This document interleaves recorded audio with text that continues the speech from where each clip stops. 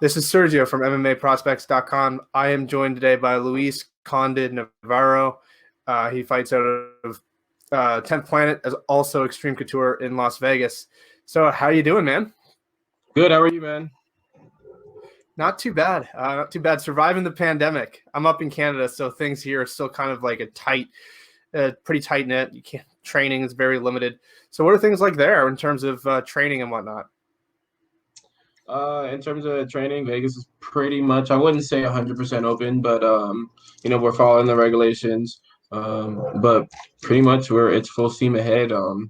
Extreme, we're definitely working at Extreme. All the athletes are staying ready for the last minute calls, the UFC or to these promotions. So we definitely have the mentality of, staying ready.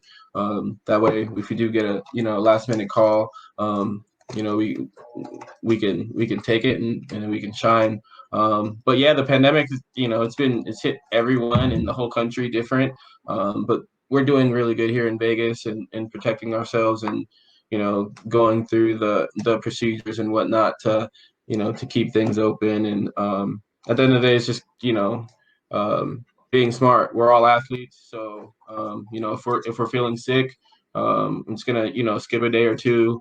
Not only because of for my health, but I could be in the room with someone that has a really big fight in 2 weeks, and if I get him sick, that's a paycheck, and that's money out of his pocket and his family's pocket. So it's just being considerate and being professional during the pandemic. And yeah, other than that, we're just training 25/8.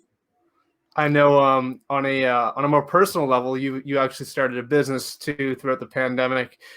I think it's a business you had, but you rebranded it and everything, and that's a clothing line. So how'd you get started in that? So I actually got started in doing my clothing line. Goes back to I'm sitting in jail trying to figure out how I'm going to turn my life around. You know what I'm saying? So I got all this time in the world. I'm like, all right, I'm going to do this. And I was always a sketcher, and I was like, all right, I'm going to design some clothes.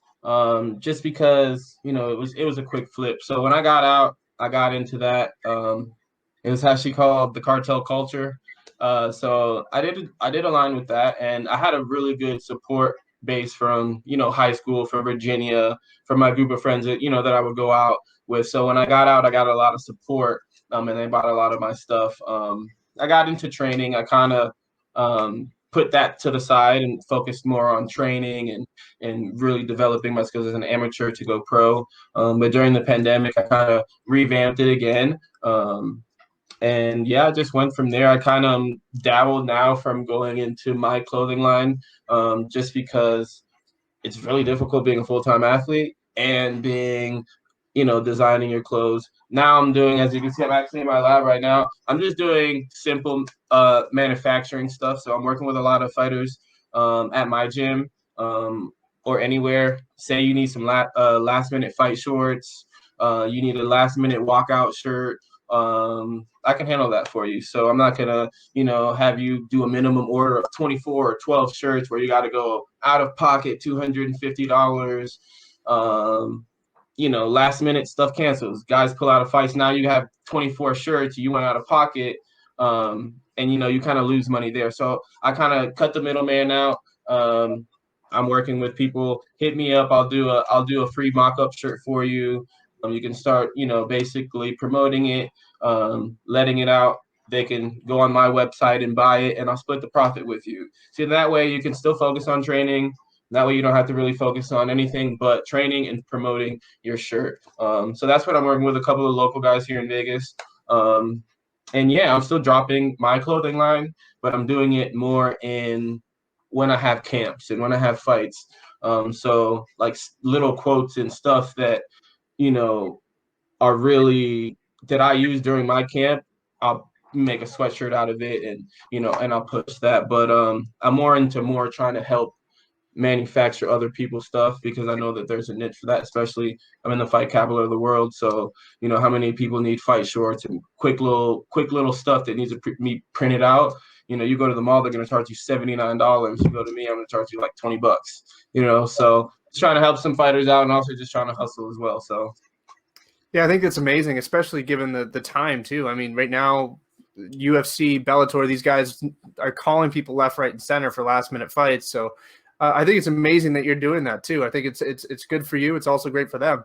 I want to talk a little bit about you in terms of your fights. I mean, you had I don't want to say brief, because 4 fights is, you see people jump right in, but you had 4 fights as an amateur and then jumped into professional. You just had your first win. So what was it like getting your first win as a pro? And did it feel any different than a win as an amateur? It definitely felt, obviously it was my first professional win, so I definitely felt good. But no, I definitely feel like I'm here to accomplish way more. And I'm a very impatient person. So as I'm training and I'm putting in the work, I'm pushing myself 150% every time I go in the gym. I'm trying to push my teammates. So I expect the best out of me. So I wasn't as satisfied because I went back and I finished the fight in the first round, but there's definitely things that I need to, clean up on and sharpen up. And at the end of the day, I'm my worst critic. So there's definitely things that I need to work on. But I've only really been doing this MMA for about three and a half years now. So, I'm just sharpening the tools. And I'm I'm excited for the future because I'm working with some of the best coaches. But I wasn't that excited, but I'm excited for this fight coming up March 27th, just because I've actually had a full camp. I've actually been developing. I'm coming in this camp a little bit healthier than I was my last camp, and I'm ready to go. So, Man, March 27th. I can't wait to watch it. I know that 4 fights for a lot of people isn't a whole lot. Did you think about maybe extending that a little bit, or were you ready to jump pro, just given the people that you're training with day in and day out? It was a little bit of a debate. It was more of what played a factor into me going pro was um, more of my personal aspect of some of my personal stuff that I was going in my life outside of the sport. I just, had my kids at that time. So I was more like, hey, I need to make this a career as instead of a hobby. I know that I'm in the gym training with, some world-class athletes. I'm hanging there with them, competing with them, training in and out with them. There's no difference between me and them other than them putting in the work. I just got to do the same thing. So that was the main aspect of me going pro, just because, my life happens, kids happens, money has to be put on the table. And I'm still on parole, so it's like I got to be showing my parole officer that I'm making a change out here. So I'm not just out here doing nothing. So I've definitely showed her. She knows that I got a clothing line. So I'm definitely on the personal side. I was trying to become the next Louis that I could be and just evolve a little bit more. And was it a risk? Yeah, but you got to take risks in life to boss up. So Yeah, I think that's a good point too. Is that sometimes you do have to make those leaps of faith. You look at guys like John Jones; they had a very short amateur career as well. So it's not the end of the world, And I think given your success as an amateur, I mean, you had 4 fights, 4 finishes. It wasn't like you had a rough amateur career. It was very successful. It was just very short. And that being said, you're training at one of the best gyms in the world, if not the best gym in the world. So I think it shows that if you're out there hanging in with those guys, there's not many people that are going to bring you looks that you're not going to get at Extreme Couture or 10th Planet. I want to talk about what got you into this sport. I read some pieces on you, and I listened to an interview of yours as well. And one of the things you said is this sport really changed your life. So I want to kind of talk a little bit about how you found this sport and how it changed you. Okay, cool. So basically, I started just a little background before I even started, doing MMA or even training. I was just a regular kid, out of college town, just getting into stuff that I wasn't supposed to be getting into, doing stuff that I wasn't supposed to do. Just really lost trying to find myself. I was on probation, driving home from seeing my probation officer, and I just happened to drive across MMA Institute in Harrisonburg, Virginia. So I popped my head in. Hey, what are you guys doing in here? So, traditional, like, well, I could do that. I could do that. Came back that night and literally got the shit beat out of me. Um, Actually, one of my main training partners, Nico, was the person that was beating the shit out of me then. And he had Scott Noble. You have Joey Marino. This is a pro fighter now. Thing just fought for CFFC. So it went back from 2013. Just going into the gym. I wasn't 100% in, but it was going in there, getting beat up. Then I would go do, stuff on the street, go hustle, do this, that, and the third. Then I moved out to California where I was training at Total Top Team. But again, I was just doing jujitsu, a couple cardio classes, just to stay in shape. I wasn't ever thinking I was going to be a professional fighter or amateur. I was just trying to stay in shape. 24-hour fitness was way too expensive, so I was like, I'd rather learn how to fight, be able to lift weights, and not have to pay that 24-hour price. You know what I'm saying? So then I ended up meeting Christian Aguilera at Total Top Team, and he got me into the competing jiu-jitsu and the fighting aspect. He was an amateur at the time, so I was like, hey man, I want to do that. So started doing jiu-jitsu with Giuliano and Adriano Nozel at a Brazilian Top Team and Total MMA in Tustin. Was doing it for a little bit, competed, but my head was in the streets. So I was living in Santa Ana, Orange County. I'm Spanish, so I got real good. I'm linked in with the Spanish people, because I can speak Spanish. Hablo español bien, But I'm Black, so I can also communicate with a lot of people from South Central, and a lot of my friends were out there. So I was just dabbling in the street and getting into shit that I was not supposed to be getting into at 21, 20 years old.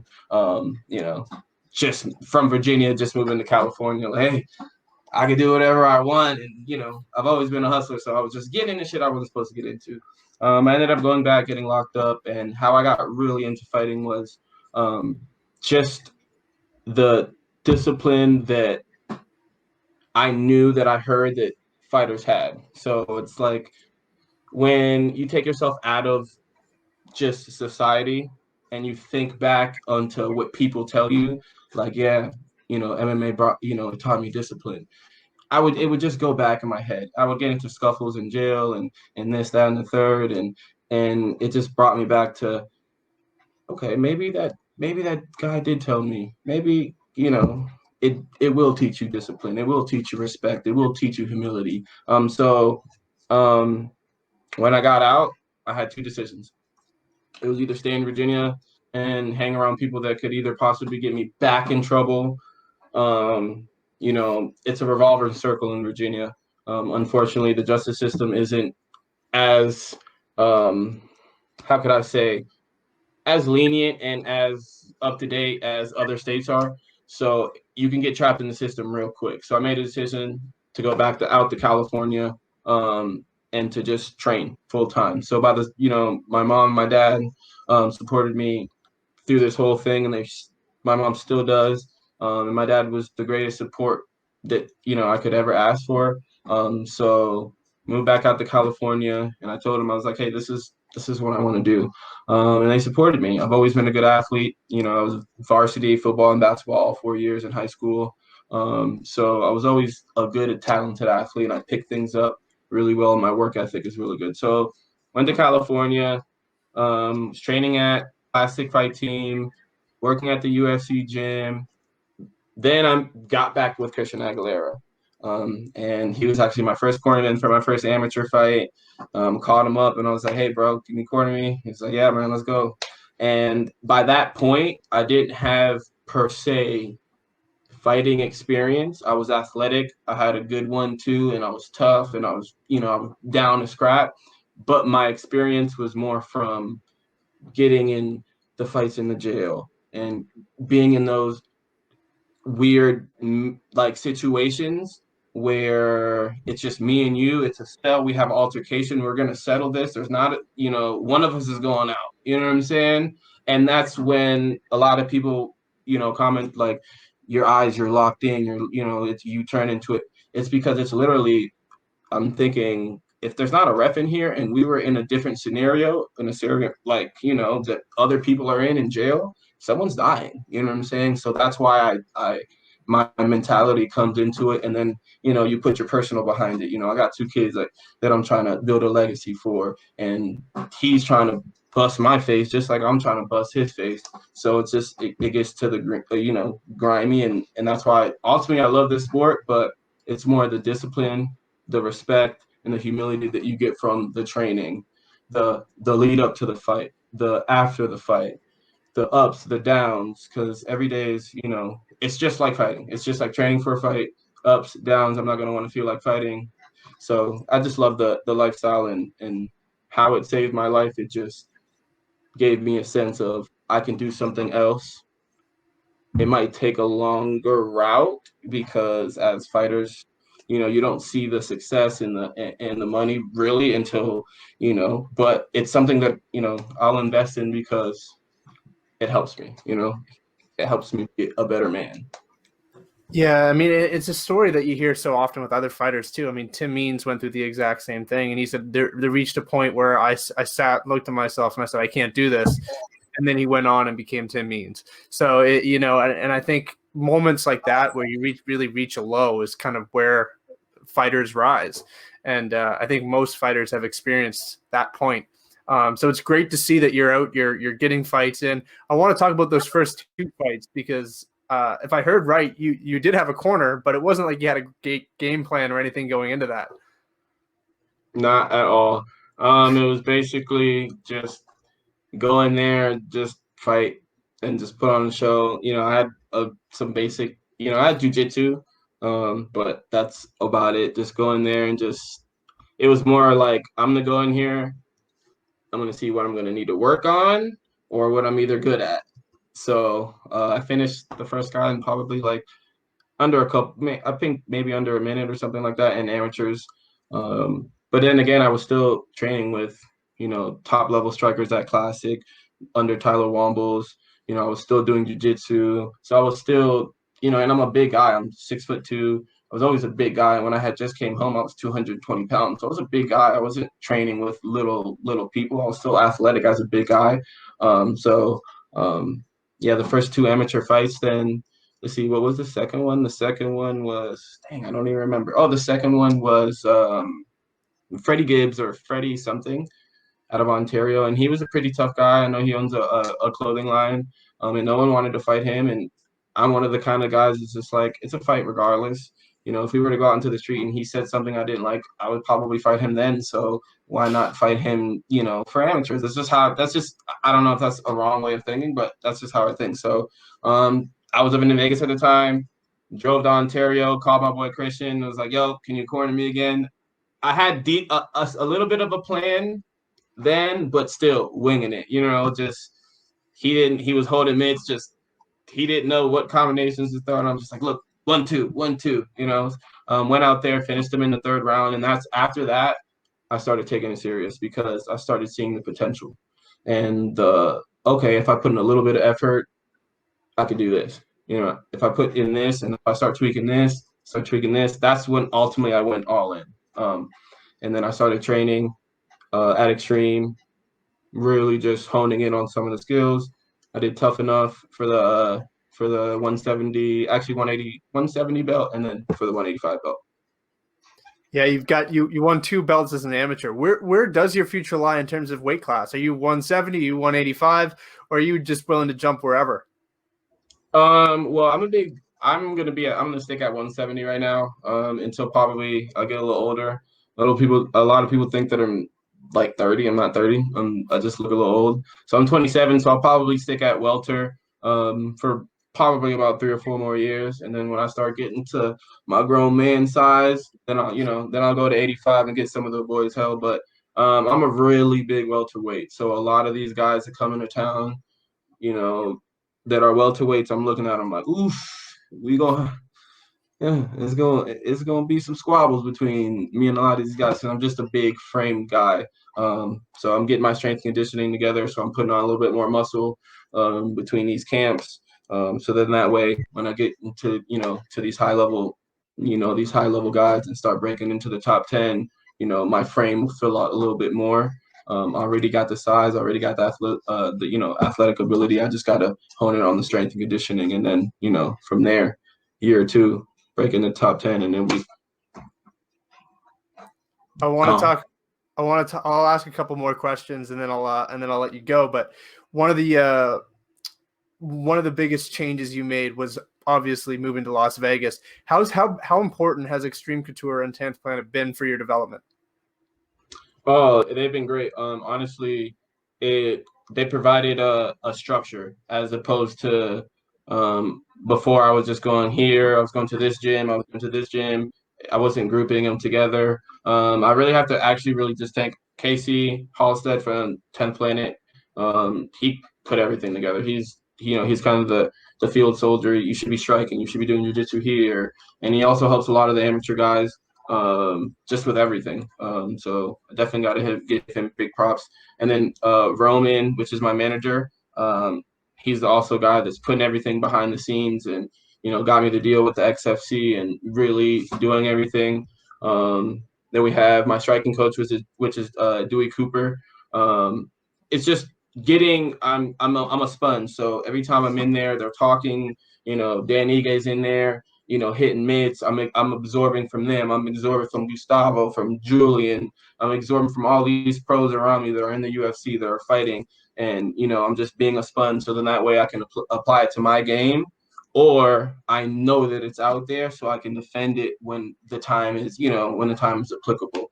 Because at the end of the day, this is one of the hardest sports, but it could be broken down very simple.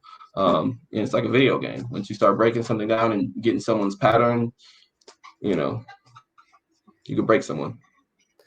So last question here. You've got a big fight coming up next month, and we couldn't go without asking. For people who haven't seen you fight, what can they expect from you? What's your fighting style like, and what can they expect? I don't really have a fighting style. I just like to strike. I like to put on a nice fight. I'm getting a little bit more into, picking people up and trying to slam them, put on a show, but I like to strike. I like to wrestle. I like to do jiu-jitsu. I'm going for everything. So I'm just trying to put on a show and I'm trying to go for the finish. I don't want decisions. I don't want to, I want people in the stands to be screaming, drinking beer. If you're at home, I want y'all to be like, oh shit, oh, So I just want to put on exciting fights. I want to fight, top level guys. I don't want to fight, I want to compete. I want to be the biggest shark in the biggest pond. So you can expect fireworks. You can expect some trash talking. You can expect just real nigga shit. I don't know if I can say that, but yeah, you're gonna expect violence. You're gonna expect high intensity, and yeah, it's gonna be a show. It's gonna be for sure a fight. It's gonna be a fight. All right, man. Thanks very much for the time. I appreciate it. I know that you're busy, you're training and everything, so I appreciate you taking time out of your day to jump on here and talk. Man, maybe we can do this again after your next fight, and hopefully we can see you develop and keep doing these until you're in the UFC or Bellator or wherever you end up. Yes, sir. Yes, sir. I appreciate you for giving me this chance, man. Shout out to MMA Prospects.